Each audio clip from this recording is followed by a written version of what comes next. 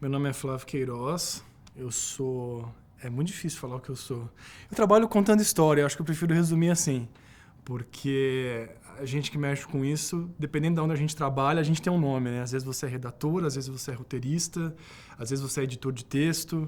Então, eu prefiro dizer que eu sou Nem vou dizer contador de história, porque também tem essa possibilidade, né? Mas eu sou uma pessoa que gosta de contar histórias. Na verdade, eu, desde criança, gostava muito de contar histórias. Eu sempre busquei uma profissão onde eu pudesse realizar isso. Então, primeiro eu me formei em jornalismo, porque na época em que eu fiz a faculdade era o que estava mais próximo do escrever, né, da ferramenta. Depois, quando eu fui para a televisão, que foi onde eu formei basicamente a minha profissão inteira, eu sou um rato de televisão da televisão aberta, eu fui fazer rádio e TV para aprender mais técnicas e para ampliar um pouco mais e aprofundar nesse tema. E fui fazendo N cursos vinculados a roteiro, que era a área que eu queria cair. Demorou muito para isso acontecer. Da época que eu comecei a trabalhar até eu realmente, de fato, chegar no roteiro, foram quase 10 anos que foram muito bons, porque me deram a possibilidade de passar por todos os departamentos possíveis da produção, de pauta, a externa, a produção de estúdio. Então, quando eu fui para o roteiro, tendo essa experiência, eu consegui entender um pouco mais como escrever. Então, não me arrependo de nada. Assim. Uma coisa que eu falo é que eu não acredito muito em fórmula, mas eu acredito em ferramenta para se trabalhar com criação e com texto. Eu acho que quando você domina as ferramentas adequadas, eu tenho uma teoria de que você escreve qualquer coisa. Claro que dependendo da mídia onde você trabalha, vão ter coisas específicas que você, para aquele projeto, vai ter que se aprofundar.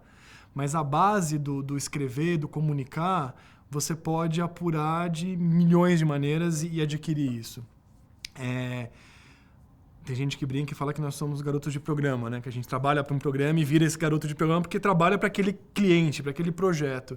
Então você se adequa naquele projeto para aquelas demandas, o que aquilo é necessário para você conseguir desenvolver. Eu sempre fui a pessoa que acha que quanto mais ferramentas você associar ao seu talento, melhor você vai fazer o seu trabalho. Você tem a liberdade criativa a partir da equipe que você está inserido, sempre. E uma coisa que eu aprendi é que cada equipe funciona de uma dinâmica, que é natural da vida. Pode ser que você esteja inserido numa equipe onde o papel do roteirista, redator, criativo é muito importante diante do contexto todo. Então você ali vai ter muita voz ativa. Pode ser que você chegue de um lugar que você é mais um redator, que tem um departamento ali de produção, que a criação está mais centrada na produção, e você está mais ali para redigir e estruturar aquilo.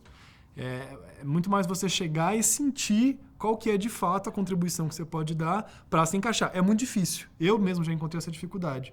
Porque eu gosto de poder contribuir, eu gosto de poder olhar de um jeito diferente. Então, quando eu chego numa equipe onde o que eles mais querem é um redator, não é nem uma questão de jogo de poder. Você fala assim, puxa, mas eu queria tanto.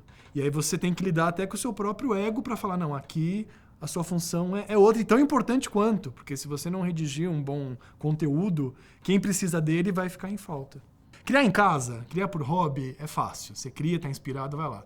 E quando alguém estiver te pagando e você tiver um deadline? Como criar? Como fazer isso? E eu acredito que com o tempo, existem dois tipos de processos criativos, que até onde eu imagino. Um deles é o da página em branco. Assim, realmente, você olha para a página em branco, tem pessoas que conseguem olhar para ela e ir longe. E eu acho que tem um outro processo criativo, onde eu me adequo mais, que eu falo que é o processo MacGyver. Que alguém vira para você e fala, olha, eu tenho isso, e eu preciso num roteiro assim, assim, assado. Como é que você faz? Eu adoro esse tipo de desafio. A minha cabeça ela é muito mais associativa do que partir do nada. Então eu sempre busco elementos onde eu possa me apoiar e até as expectativas das pessoas, né? Que tipo de roteiro ele quer? Qual o orçamento que ele tem? Você acaba virando um tipo de roteirista também, porque você não é aquele roteirista que vai dar aquele trabalho de criar e a pessoa que se vira para produzir. Se você estiver numa produção que tem um orçamento apertado, talvez eles prefiram essa pessoa que se adeque ao orçamento. Então, é aquele que vai se virar com os elementos que existem. Ou não, olha, eu tenho tantos dias para gravar, ou eu tenho tal pessoa para fazer tal coisa. Eu acho que isso também é um processo criativo. Você ter limitações e você ter que produzir dali uma coisa bacana, eu não vou nem dizer se é melhor ou pior, mas é um processo criativo tão interessante quanto. Como você faz aquilo ficar bacana? Como você faz aquilo ficar interessante? Eu sou mais deste processo criativo. Então, o primeiro passo é assim, é entender esses elementos que eu tenho e qual é o objetivo que quem me pediu esse roteiro ou esse texto tem. Que aí eu vou associar essas duas coisas e vou apresentar. É muito difícil também, quando você trabalha para alguém, você acertar, eu acho, de cara exatamente o que a pessoa quer. Às vezes a pessoa tem uma coisa muito clara na cabeça e não conseguiu te comunicar direito, ou não vislumbrou aquilo que você colocou, ou você botou uma opinião que não era o que ela queria. Então, eu mando. Ah, me dá uma ideia de tal coisa. Eu prefiro mandar 5, porque aí, se ele recusar 4, eu sei que eu tenho uma, que é o que vai me dar um norte. Então, até nessas correções, você vai se afinando e chegando ali no tratamento final, que é o que a pessoa quer. Eu sou de uma escola muito polêmica, que é aquela escola que trabalha entendendo o outro como seu cliente, entre aspas. Eu não tenho muito esse apego ao meu texto, que eu fiz. Não que eu não seja autoral, mas eu acho que quando você está nessa equipe, você é uma parte da equipe, não partiu de você. Você está ali para redigir um conceito que tem um diretor ou um coordenador, uma pessoa acima de você que está com essa ideia geral. Então você trabalha para ele. Claro que você pode acrescentar milhões de sugestões se você tiver espaço para isso. Mas a decisão final e o foco final, quem vai dar é essa pessoa. Além dessa questão de ter ou não ter roteiro, num reality show existe muito trabalho para roteiristas. A gente entende o roteiro só como o roteiro de novela, né? A fala, a situação. E você entende para aquele programa chegar no produto final, tem uma série de etapas que acontecem nos bastidores, onde a gente exige um olhar e uma visão que um roteirista vai ter muito melhor do que qualquer outra pessoa. Desde da captação no switcher, ali onde você está captando o material, estou falando de um reality show de confinamento, ou mesmo numa externa, quando você está gravando uma externa para um reality que é totalmente gravado, se você tiver uma pessoa com um olhar de roteirista que vai conseguir conceber aquele material depois numa plástica e numa estética dentro de uma narrativa, metade do seu trabalho já está feito. Aí quando você vai editar isso, mais ainda. Eu fui editor-chefe da Fazenda durante 5 anos. Eu fiz 7 temporadas. Quando eu fui para a Fazenda, eu fui como roteirista. Ajudei a desenvolver a Bíblia, eu ia para fazer o texto do apresentador. E aí me chamaram para ser editor-chefe. Eu, que nunca tinha feito muita coisa de edição. Falei, gente, mas eu não domino a linguagem de edição. E aí me disseram uma coisa que eu acho que resume bem essa questão. Falaram assim, a gente precisa de alguém que saiba contar a história.